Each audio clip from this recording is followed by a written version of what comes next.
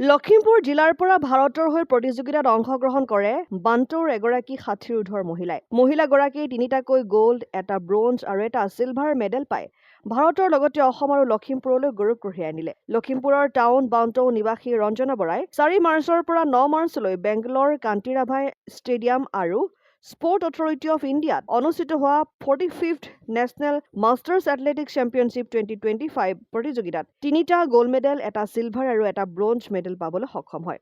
ৰঞ্জনা বৰাই ভাৰতৰ হৈ প্ৰতিযোগিতাত অংশগ্ৰহণ কৰি ঘৰলৈ উভতি অহাত গুণমুগ্ধসকলে ৰঞ্জনা বৰাক বহুতে উষ্ম আদৰণি জনায় আৰু সম্বৰ্ধনাও জনায়। ইয়াৰ পিছত ইণ্ডোনেছিয়াত খেলিবলৈ সুবিধা পাইছে।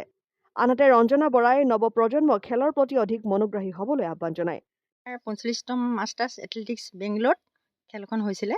তাত মই 5 কিলোমিটাৰ খোজকঢ়াত গ'ল্ড মেডেল ল'বলৈ সক্ষম হৈছোঁ। 5 কিলোমিটাৰ ৰাণত মই গ'ল্ড মেডেল ল'বলৈ সক্ষম হৈছোঁ। 1500 মিটাৰ ৰাণত মই গ'ল্ড মেডেল ল'বলৈ সক্ষম হৈছোঁ। আৰু এইকেইটা নিজৰ মোৰ খেল ইণ্ডিভিজুৱেল। কিন্তু বাকীকেইটা হ'ল মোৰ ৰিলেট 4x400, 4x100 মিটাৰত। এটাত চিলভাৰ পাইছোঁ 4x4 আৰু ইটোত মই পাইছোঁ ব্ৰঞ্জৰ মেডেল পাইছোঁ। লখিমপুৰৰ পৰা ৰাহানুদ্দিন আহমেদৰ ৰিপৰ্ট, অসম আদিত্য।